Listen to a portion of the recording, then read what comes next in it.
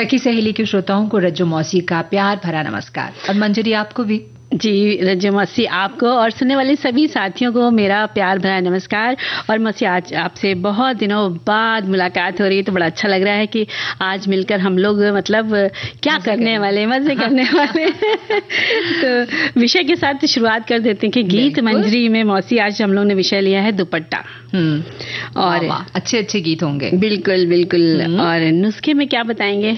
नुस्खे में आज हम खसखस में के बारे में बात करेंगे, क्योंकि गर्मी का मौसम है और खसखस की तासीर जो होती है वो बहुत ठंडी होती है जी, है ना। तो इस गर्मी में ठंडी ठंडी चीज की बात हो तो और ठंडी ठंडी प्यारी प्यारी बातें भी हो तो फिर ठंडक पहुंच ही जाती है। बिल्कुल। और ये रिश्तों में ना एक जिसमें हमेशा कुछ न कुछ क्या बताऊं चुहलबाजी होती है, कभी कभी नाराजगी होती है, मनाना पड़ता है, थोड़ी खट्टा मीठा रिश्ता होता है जिसे कहते हैं।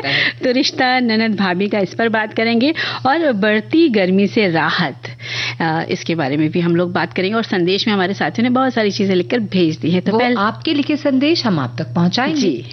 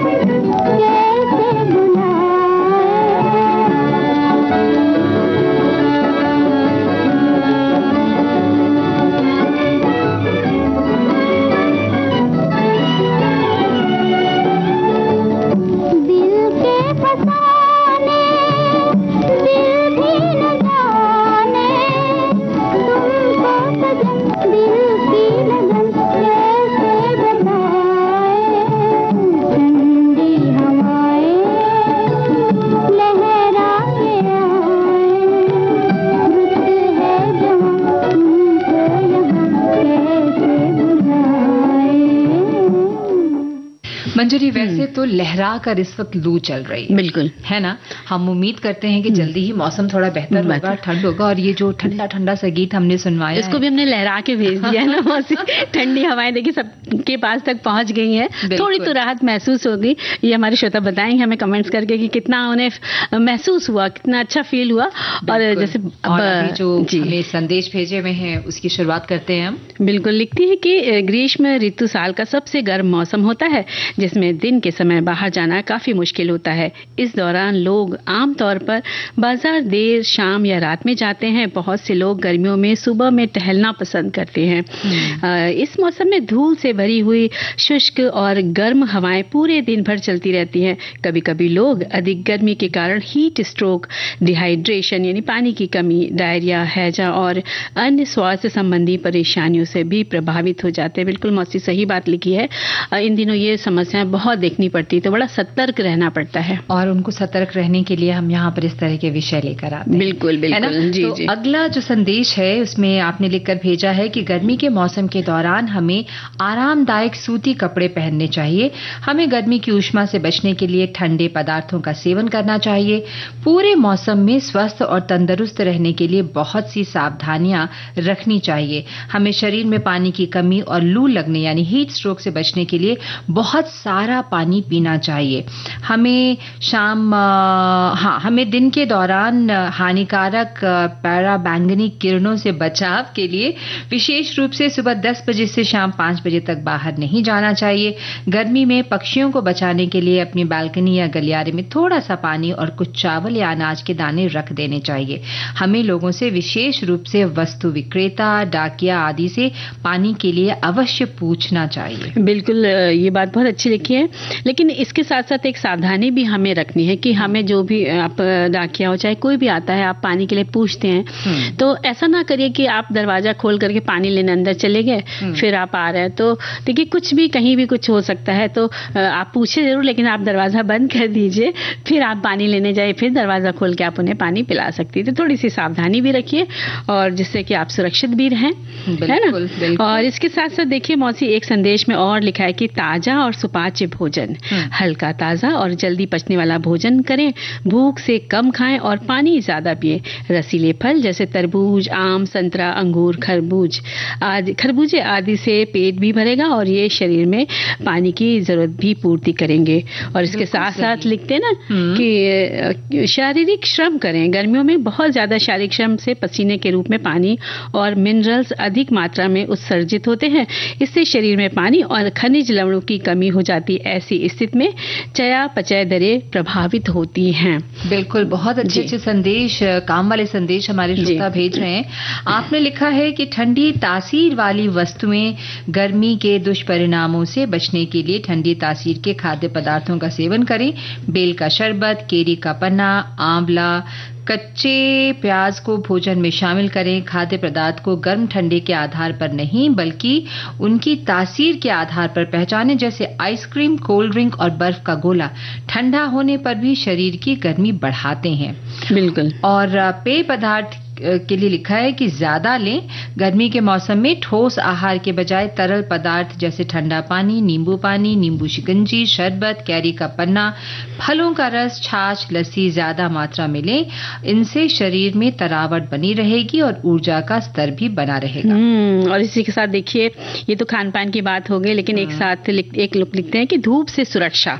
कि गर्मी में सबसे महत्वपूर्ण और पहला टिप्स तो यही है कि आप धूप में निकलते वक्त सुरक्षा का पूरा ध्यान रखें। सुबह 10 बजे से शाम 4 बजे के धूप में जाने से बचें। अगर जाना ही पड़े तो शरीर को पूरी तरह से ढककर कच्चा प्याज साथ में रखकर ही बाहर निकलें।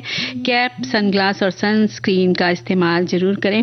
बिल्कुल, मेरे मन में भी ये बात थी कि कच्चा प्याज जरूर लेकर निकले, क्योंकि हमें भी याद है कि जब भी जाना होता था तो एक कच्चा प्याज जरूर रखते थे जब स्कूल का समय होता था।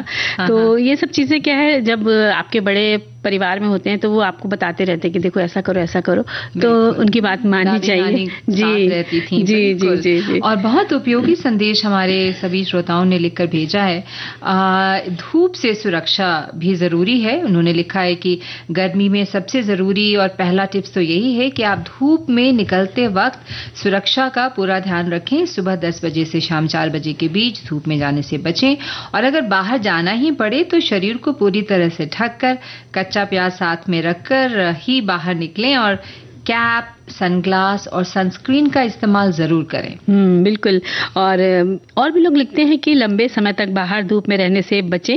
समक्ष देश में जारी गर्मी के प्रकोप से बचने के लिए धूप से सीधे संपर्क में आने से परहेज करें, धूप में निकलने से बचें, खाने में स्वच्छता का ध्यान रखें और लिक्विड चीजों को ज्यादा सेवन करें। एक बार से अधिक खाने से परहेज करें, आरामदायक कपड़े पहने और मसालेदार भोजन ना करें। यानी गर्मियां जब शुरू हो जाती तो उसमें जो भी इस गर्मी के मौसम की जो सब्जियां हैं, फल हैं, तो इन चीजों का ज्यादा से ज्यादा उपयोग करना चाहिए। और बाहर ना निकले तो बहुत ही अच्छी बात है, क्योंकि काम से निकले तो ज्यादा ठीक है ना। लेकिन अगर निकलने की मजबूरी है तो जैसा लिखा है इन लोगों ने कि भाई आप कैप रख लें, धूप का चश्मा पहन लें, सर ढक लें, इस तरह के प्रिकॉशन से जो है वो आप बच सकते हैं। और बहुत जल्दी आपको राहत मिलेगी बशर्ते पेड़ों का काटना बंद करें। बिल्कुल। बहुत लंबा चौड़ा सा संदेश हमारे एक श्रोता ने भेजा है कि भाई ये वृक्ष हमारे पुत्र के समान हुआ करते हैं और हम लोग अपने विकास के नाम पर उनकी ही क्षति कर रहे हैं। भला कोई किसी को क्षति पहुंचाकर कैसे अपने को विकसित कर सकता है या विकसित कह सकता है? बाग बगीचे, हरे भरे लहराते जंगल से हटकर कंक्रीट के जंगल में आने को ही विकास कहा जाएगा? सवाल भेजा इन्होंने। गर्मी तो छू मंतर में ही भाग जाएगी बशर्ते अपने जल भंडारण और उसके प्रदूषण को दूर कर लें। ये गर्मी अपने ग्लोबल वार्मिंग स्वरूप में आएगी ही नहीं। फिर लू की इस प्रचंडता का सवाल ही नहीं बशर्ते हम अपने वायु प्रदूषण को दूर करें। कर रहे हैं अपनी मर्जी के अन्य स्रोतों को अपनाकर। देर से आ रहे हैं लेकिन दुरुस्त आए हैं, ये अभी नहीं कहा जा सकता। तभी तो अप्रैल माह में ही मानो जून आ गया है। क्या बात है। और देखिए इसके आगे और भी लिखते हैं कि बढ़ती गर्मी से राहत की बात होनी है तब बिना कारण घर से बाहर ही मत जाइए। नियमित अंतराल में पानी पीते रहिए। बाजार में आजकल तरबूज भी बहुत आ रहे हैं, जब भी चाहें उसी का लुत्फ उठाते रहिए। और इसके साथ साथ बेल का शरबत है ना, वो भी बड़ा स्वादिष्ट रहता है और उससे भी तासीर उसकी बहुत अच्छी रहती है। तो कुल मिलाकर के गर्मी का मौसम ठीक है, गर्मी तो लगती है लेकिन मौसम ये अच्छा लगता है कि बहुत सारी चीजें खाने को भी मिल जाती है इन दौरान, है ना। गर्मी में क्यों इतने सारे फलों की बात कर रहे हैं हम ना इतनी सारी सब्जियों की बात कर रहे हैं। ज्यादातर मैंने लोगों को ये कहते हुए सुना है कि भाई जाड़े के मौसम में ना बड़ा मजा आता है, बहुत तरह की सब्जियां आ जाती हैं। हालांकि अब गर्मी हो या सर्दी, सब्जी या फल जो है वो बिना मौसम के भी मिलते हैं। लेकिन जो मौसम में नजर आते हैं उनका तो जायका ही अलग होता है। अब जैसे आपके सामने अगर जामुन का पेड़, उसमें भयंकर जामुन लगे हों और आप ताजे तोड़ के खाइए तो उसका स्वाद तो एकदम ही अलग होगा, है ना। तो देखो ना, एक और संदेश है वो ये कि लंबे समय तक बाहर धूप में रहने से बचें और उसके बाद धूप से निकलने में से बचें। खाने में स्वच्छता का ध्यान रखें, लिक्विड चीजों का ज्यादा सेवन करें, एक बार में अधिक खाने से परहेज करें। एक बार में अधिक खाने से परहेज थोड़ा थोड़ा सा खाइए। और फिर कितना मजा आता है इस तरह से। तो बिल्कुल आरामदायक कपड़े पहने और मसालेदार भोजन ना करें। मसालेदार तो बहुत ही नुकसान करता है, उससे गर्मी और लगती है ना। गरम मसाला अगर कोई डाल देगा खाने में, गरम मसाला नाम ही है उसका, है ना, तो आपको गर्म ही कर देगा, है ना। बिल्कुल। इससे मुझे लगता है कि जो आप सबने लिखकर भेजा है बहुत उपयोगी है और हम सब इस पर अमल करेंगे, इसका ध्यान देंगे। अब समय है एक छोटे से ब्रेक का, अंतराल का। हम मिलते हैं इस अंतराल के बाद।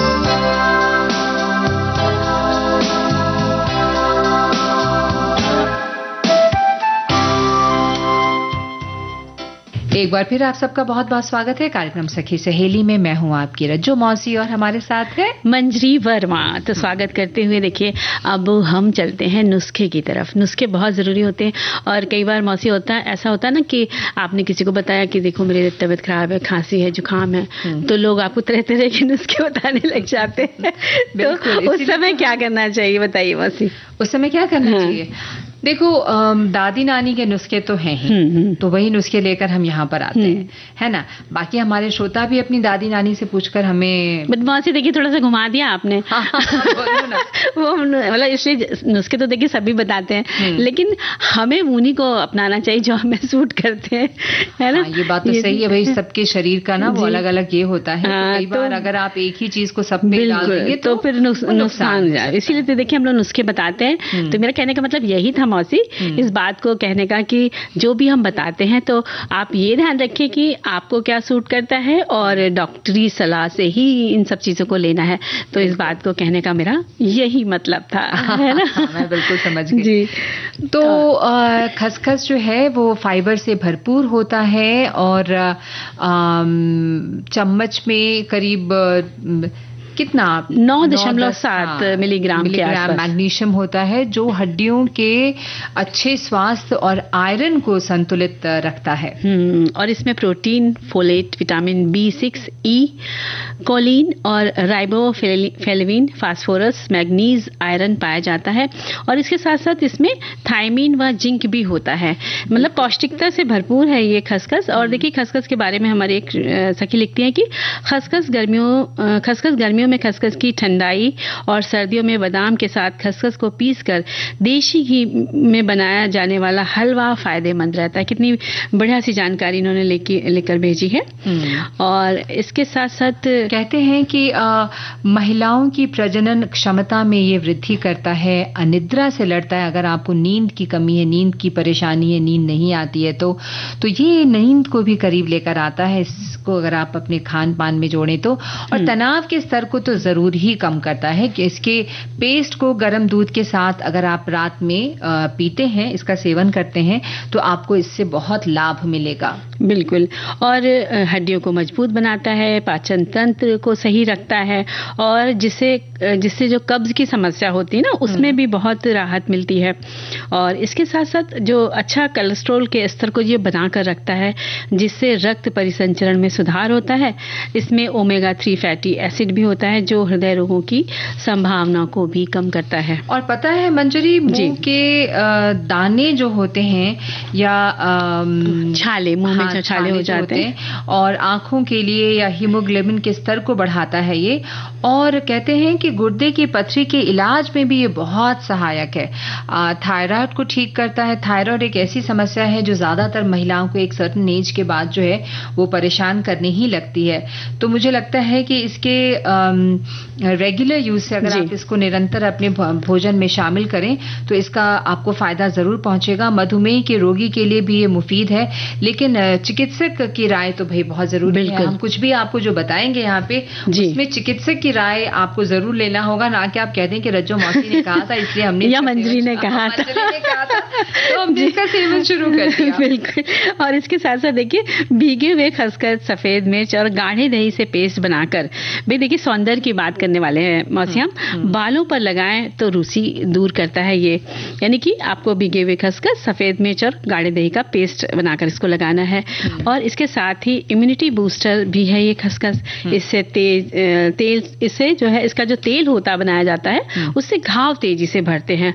और इसके साथ ही ब्रेन फंक्शन को इम्प्रूव करता है, यानी याददाश्त को बहुत मजबूत बनाता है। बहुत बढ़िया। और यहाँ पर हम एक सुंदर सा गीत भी अपने श्रोताओं को सुनवा दें।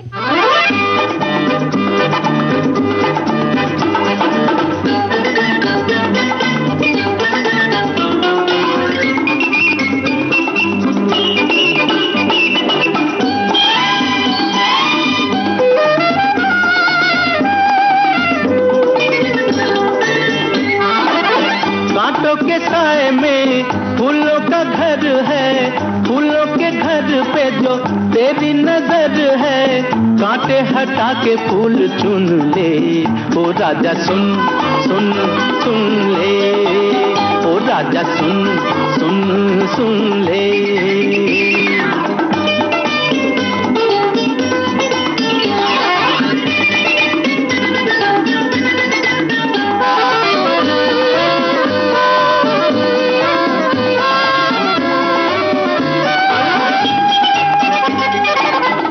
डाली झूमे जैसे तितली, खेल तू भी जग की हवाओं से, ओ कांटों को भी हंसना सिखाए जा। ओ भोली भाली अपनी अदाओं से, जिसकी यादी बहारों की राहों से, उसे भला किसी का क्या डर है। कांटों के साए में फूलों का घर है, फूलों के घर पे जो तेरी नजर है, कांटे हटा के फूल चुन ले। ओ राजा सुन सुन सुन ले, ओ राजा सुन सुन सुन ले।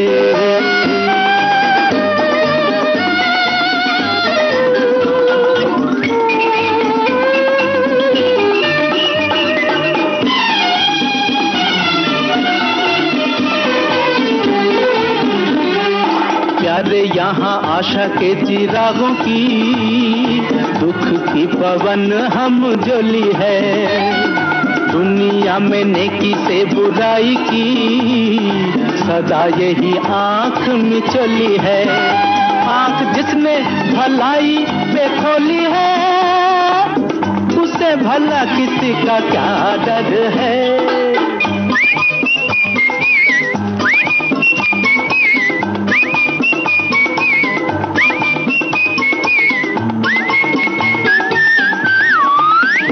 राजा सुन सुन सुन ले, हो राजा सुन सुन सुन ले।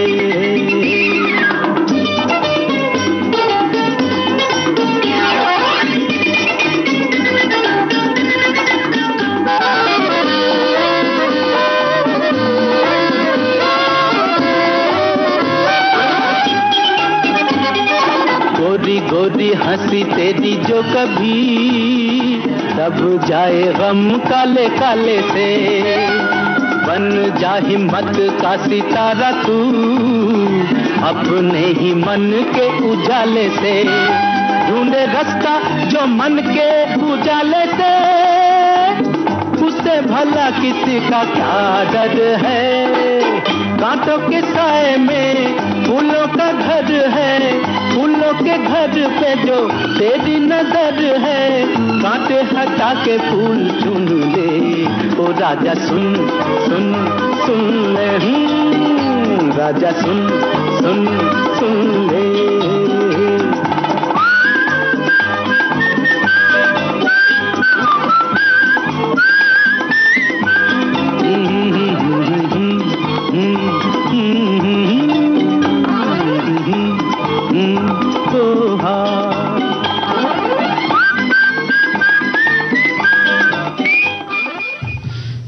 तो देखिए मौसिक बातें चल रही थी हमारी खसखस की, है ना। तो हमारे बहुत सारे संदेशों में देखिए हमें और संदेश हमने खोज लिए हैं।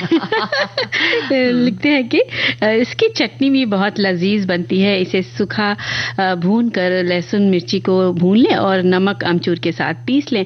चावल पराठे के साथ खाइए। इसको सॉफ्ट करके पराठा कचौड़ी भी बनती है। अच्छा, इसमें ये नहीं बताया इन्होंने कि ये गीली चटनी बनती है या सूखी चटनी बनती है, क्योंकि चटनी में ज्यादातर कुछ पानी वानी डाला जाता है। तो ये थोड़ी सी मुझे लग रहा है क्योंकि लहसुन मिर्ची है, अमचूर है, तो थोड़ी सी ड्राई सी, थोड़ी सी हल्की सी गीली सी लगेगी लहसुन की वजह से। और एक और प्यारा सा संदेश है कि भाई ग्रास के औषधीय और आयुर्वेदिक गुण बेशुमार होते हैं, यानी खसखस के बारे में लिखा है।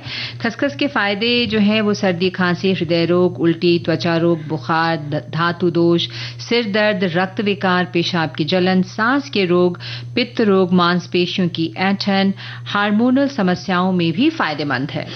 इसके साथ एक लिखते हैं कि खसखस ग्रास के पोषक तत्व अपरिमित होते हैं।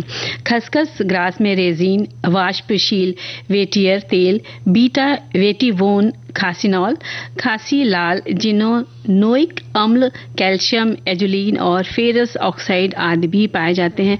बहुत सारी जानकारियों के साथ संदेश हमारे पास लगातार आते जा रहे हैं ना मसी। और एक श्रोता ने लिखा है कि भाई ब्लड प्रेशर कम करता है। खसखस का इस्तेमाल ब्लड प्रेशर की समस्या में भी काफी गुणकारी माना गया है। इसमें मौजूद ओलिक एसिड रक्तचाप के स्तर को कम करने में सहायक होता है। इसके अलावा इसमें मौजूद आहार फाइबर बैड कोलेस्ट्रॉल को कम कर अच्छे कोलेस्ट्रॉल के लेवल को बनाए रखने में असरदार होता है। साथ ही इसमें मौजूद आयरन ब्लड सर्कुलेशन को बेहतर बनाता है। खसखस का हलवा भी बहुत फायदेमंद होता है। और उसके साथ देखिए एक संदेश और मिला है, उसमें लिखते हैं कि पाचन तंत्र के लिए फायदेमंद खसखस। खसखस में मौजूद अघुलनशील फाइबर पाचन तंत्र के लिए काफी फायदेमंद होता है। ये पाचन तंत्र को मजबूत करने के साथ ही मेटाबॉलिज्म को भी तेज करता है। साथ ही खाना पचाने की प्रक्रिया को भी काफी तेज करता है। रात भर पानी में भिगोए खसखस को सुबह खाली पेट खाने से पाचन तंत्र अच्छा रहता है। और एक गीत सुनवा देते हैं।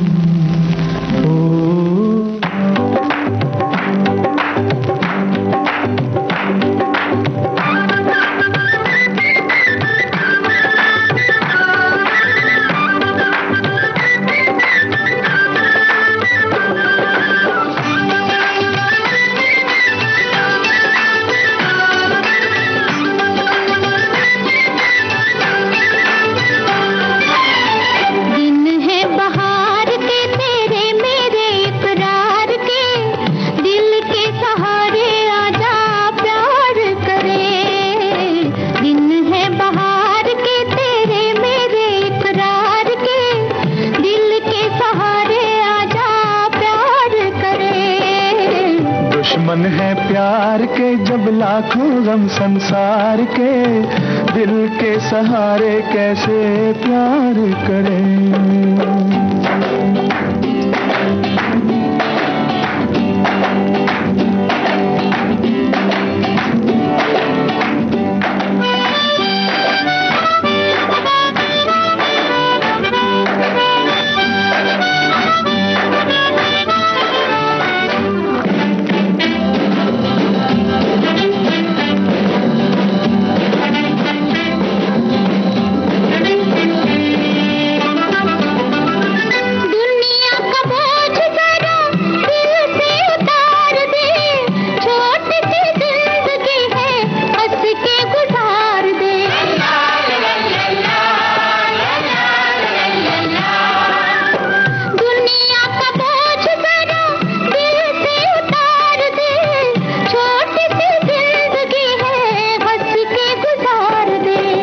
अपनी तो जिंदगी बीती है जी को मार के, दिल के सहारे कैसे प्यार करें।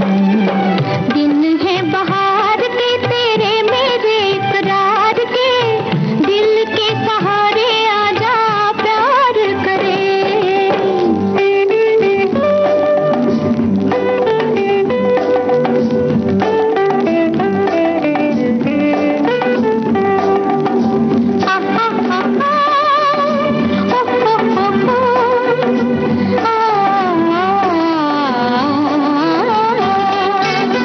अच्छा नहीं होता यूं ही सपनों से खेलना, बड़ा ही कठिन है हकीकतों को झेलना।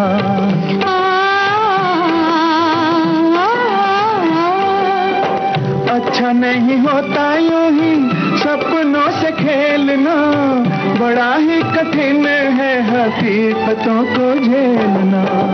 अपनी हकीकतें मेरे सपनों पे वार के, दिल के सहारे आजा प्यार करें। दुश्मन है प्यार के जब लाखों गम संसार के, दिल के सहारे कैसे प्यार करें।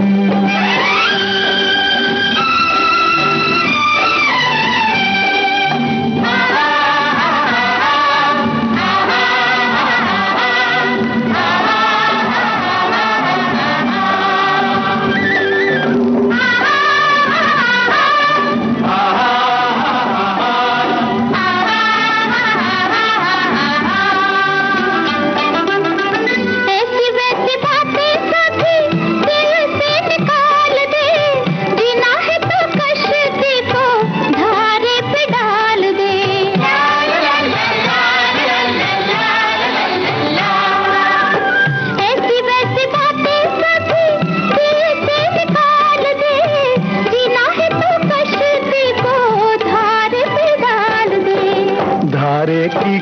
गोद में घेरे भी हैं मंझधार के, दिल के सहारे कैसे प्यार करें। दिन है बहार के तेरे मेरे इकरार के, दिल के सहारे आजा प्यार करे। दिन है बहार के तेरे मेरे इकरार के, दिल के सहारे आजा प्यार करे।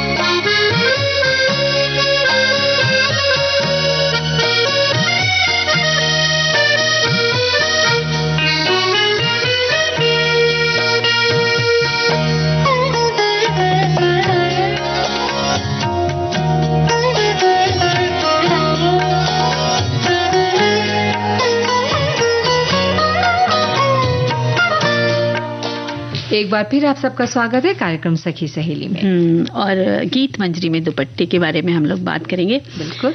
दुपट्टा नारी का वो श्रृंगार जिसमें समाई है परंपरा, संस्कृत, सभ्यता। वो लाज की ओढ़नी बनकर कभी सिर पर लेकर बड़ों के आदर सम्मान को दर्शाता है, तो वही मुख को ढांकता घूंघट का रूप ले लेता है, जिसे चुन्नी, चुनरी, चुंदरी और ओढ़नी भी कहा जाता है। बिल्कुल। दुपट्टा कई रंगों में कई प्रकार की कशीदाकारी से सजा गुथा कढ़ाई के अनेक टांकों से सजा होता है। सितारे, किरण, गोटा पट्टी, झालरें, लेस, बेल बूटों से शोभित, कभी बांधनी के रंगों से निखरता तो कभी चटख रंगों की लहरिया से, जो राजस्थान की पोशाकों को और भी सजाता है।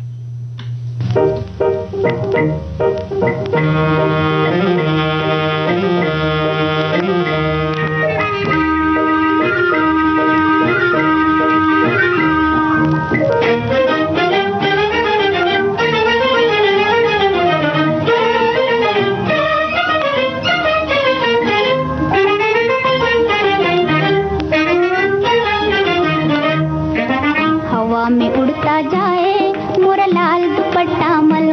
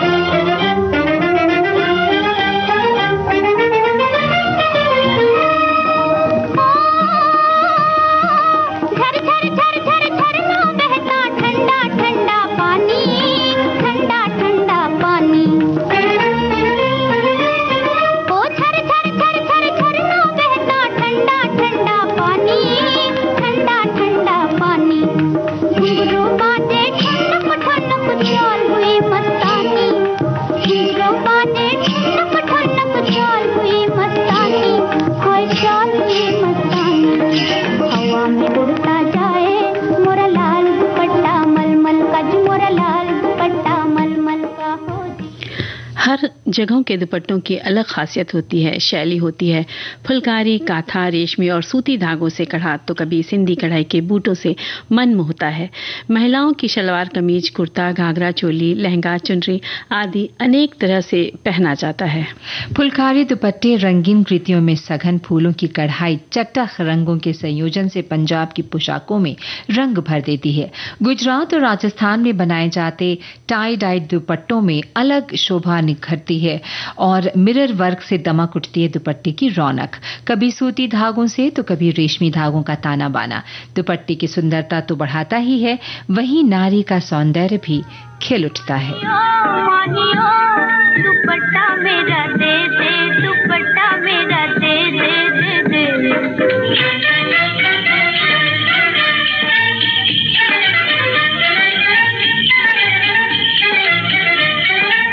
तू है बेदर्दी तो है लाज ना आए रे,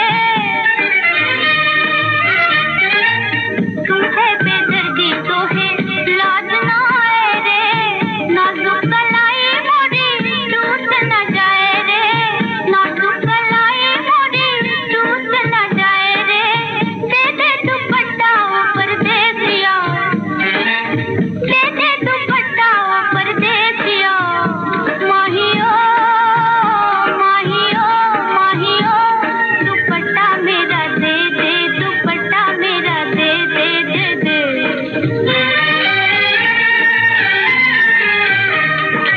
ओ गोरियो गोरियो कर लो ये वादा गोरी, आओगी चोरी चोरी, कर लो ये वादा गोरी, आओगी चोरी चोरी।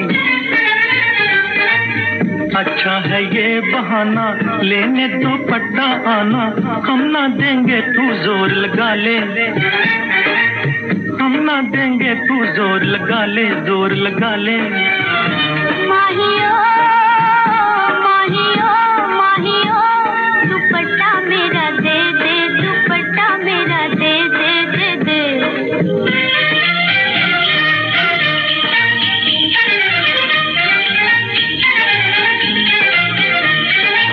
लूं मैं बलाएं तेरी, करना बदनामी मेरी,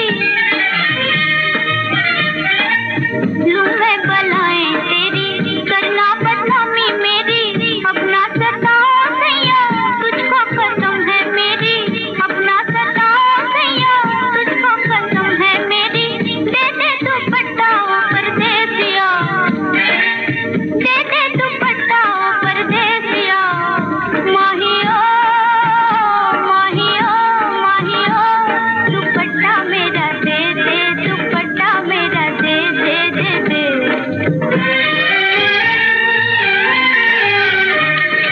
ओ गोरियो गोरियो किसने मिलाया हमें प्यारा दुपट्टा तेरा, इसने मिलाया हमें प्यारा दुपट्टा तेरा। एक किनारा तेरा एक किनारा मेरा, आज दोनों किनारे मिला दे, आज दोनों किनारे मिला दे, मिला दे। माहियो माहियो माहियो दुपट्टा मेरा दे दे, दुपट्टा मेरा दे दे दे दे। ओ माहियो माहियो। भव्यता से ओत-प्रोत बनारसी रेशम के दुपट्टे, उत्कृष्ट जरी ब्रोकेट के काम और पारंपरिक कला डिजाइनों से यानी अलंकारिक कला में एक विलासिता का आभास कराता, सभी की खास मौकों पर खास पसंद बन जाता। मखमली दुपट्टे, सूती दुपट्टे इनकी अपनी पहचान है। ये वही दुपट्टा है जो स्त्री की लाज का गहना तो कभी उसकी मुस्कुराहट को छुपाता, कभी दांतों तले होकर भी खुश रहता है, कभी उदास आंखों से छलके आंसुओं को अपने में समेट लेता है।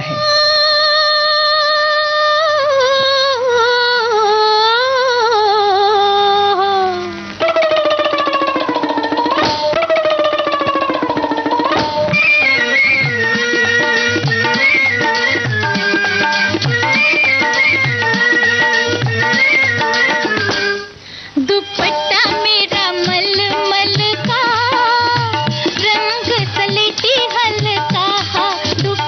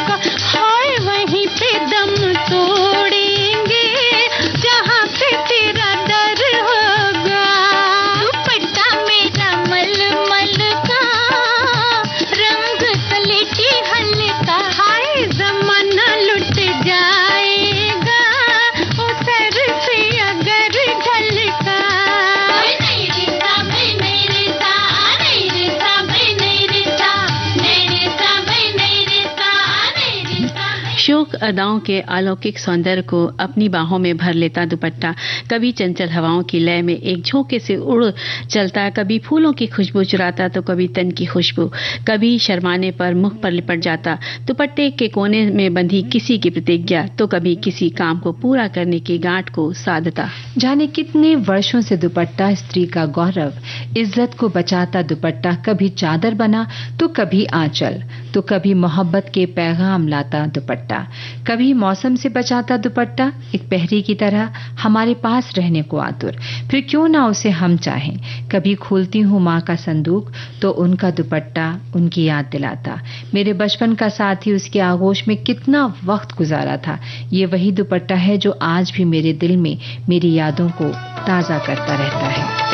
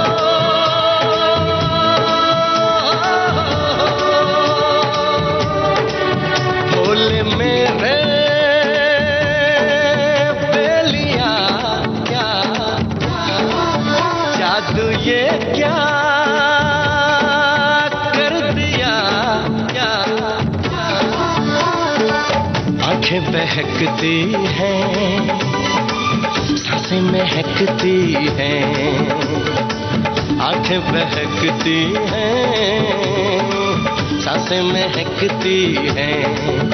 पल पल हलचल दिल जाए न मचल, पल पल हलचल दिल जाए न मचल, किसे बाहों का ये हार दूं।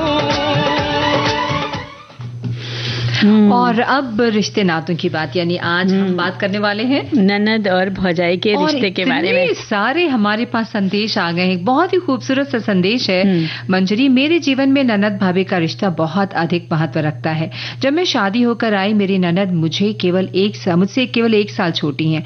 हम दोनों का प्यारा सा रिश्ता बनने लगा, घूमना, मौज मस्ती। हम ननद भाभी कम और दोस्त ज्यादा थे।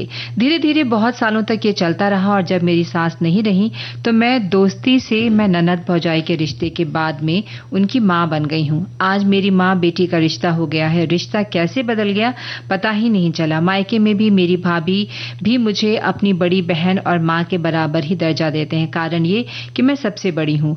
दोस्त बनकर रहे और उसके बाद मेरा रिश्ता माँ में कब परिवर्तित हो गया पता नहीं चला। मेरी जैसी ननद और भाभी सबको मिले। जीवन के हर मोड़ पर खुशियां ही खुशियां हैं। अनोखा सा एहसास है। क्या बात है, बहुत सुंदर। ऐसी तारीफें बहुत सारी लेकिन देखिए एक और ने लिखा है कि ननद भौजाई का नाजुक रिश्ता होता है।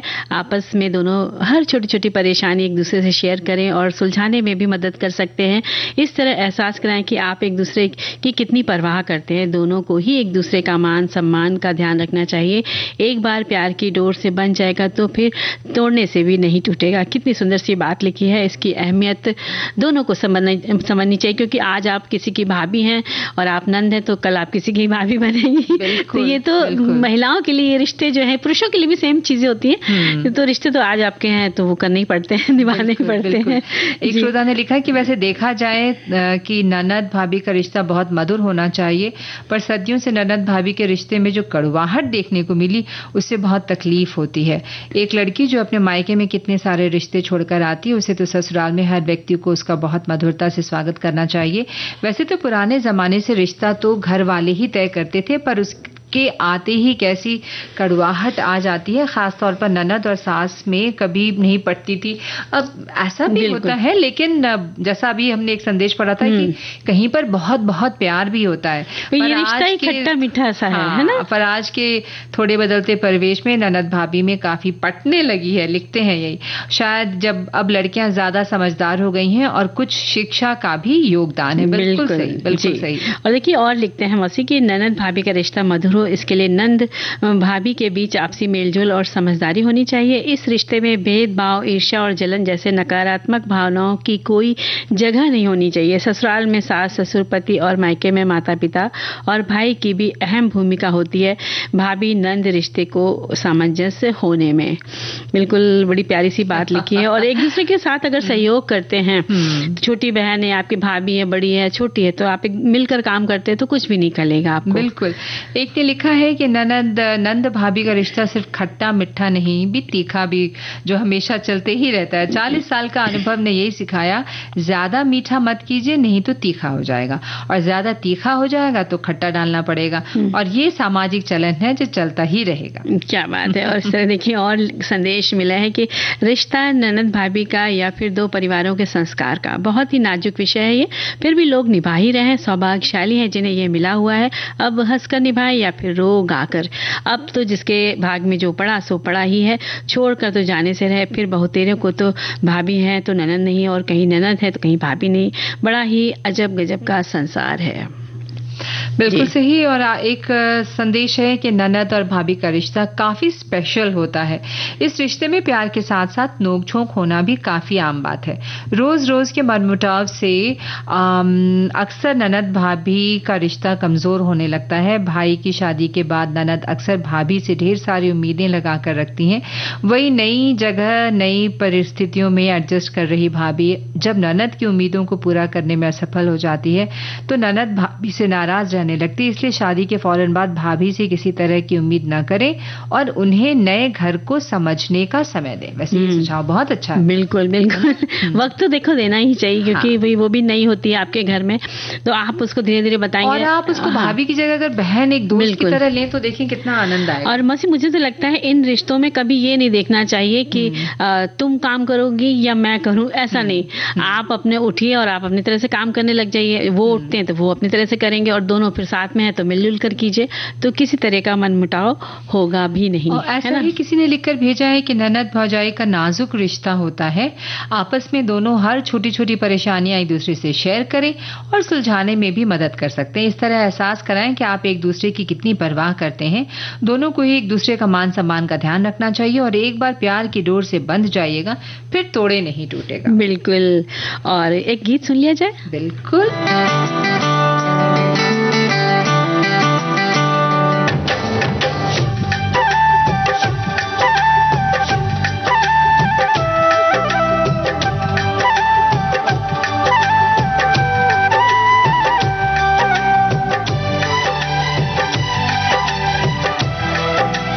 और देखिए बहुत सारी बातों में एक और लिखते हैं कि आज के कुछ अन्य विशेष विषयों में से एक रिश्ता ननद भाभी का वैसे है हमारी तो माता बहनों से रिलेटेड है, परंतु इन दोनों ही रिश्तों में कहीं कहीं देखा गया है कि जहां एक दूसरे से दुख सुख बांटा जाता है, वहीं दूसरी और कहीं कहीं यही रिश्ता एक दूसरे की आंख का कांटा भी हो जाता है।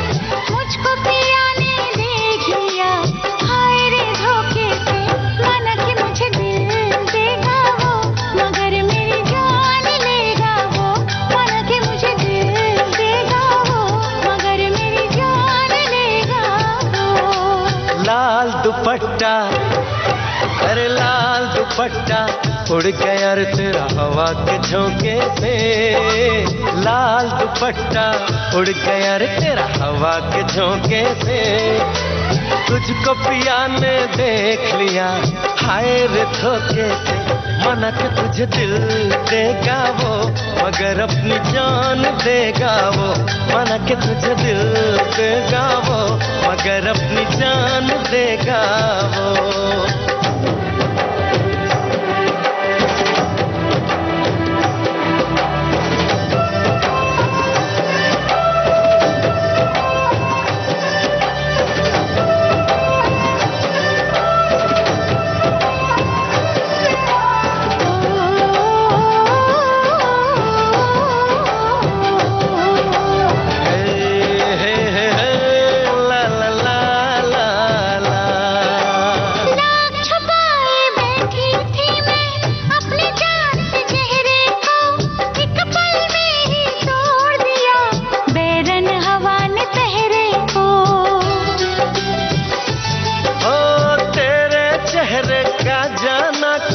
ऐसा जादू छा गया मेरे चांद को देख कर चांद भी शर्मा गया, मुझे शर्म सी आए मेरा दिल घबराए, अरे आप बाहों में चूक न जाए ऐसे मौके से, तुझको पिया ने देख लिया। आगे लिखते हैं कि जब बात आती है साथ निभाने व एडजस्ट से हंसी खुशी जीवन व्यतीत करने की, तो काफी जगह पर रिकॉर्ड तोड़ सफलता हासिल होती देखी गई है। वहीं दूसरी ओर इन्हीं दोनों रिश्तों में कहीं कहीं जहां भावनाओं की कद्र और विचारों का सम्मान है, वहां सदैव शांति देखी गई है। वहीं दूसरी ओर कहीं कहीं बात बात पर दंगे भड़क जाना और छोटी छोटी बातों को लेकर महाभारत भी होती देखी गई है। अपने घर की आप बीती और आस पड़ोस के माहौल को मद्देनजर रखते हुए अपने अनुभव के आधार पर ये लेख लिखा गया है। एक बार अच्छा हाँ, सभी सहेलियों को इन्होंने लिखा है, तो बहुत अच्छी सी बात इन्होंने लिखकर साझा करी है। और वाकई में ये जो रिश्ता होता है ये बड़ा ही प्यारा रिश्ता है, इसको निभाने की कोशिश करनी चाहिए। बिल्कुल बिल्कुल निभाने की कोशिश करनी चाहिए और रिश्ते तो सभी निभाने की कोशिश करनी चाहिए। बस इसके साथ ही मंजरी हमें लगता है कि अब हमें अपने श्रोताओं से इजाजत लेनी चाहिए। तो सभी को मंजरी वर्मा और रजो मौसी का नमस्कार।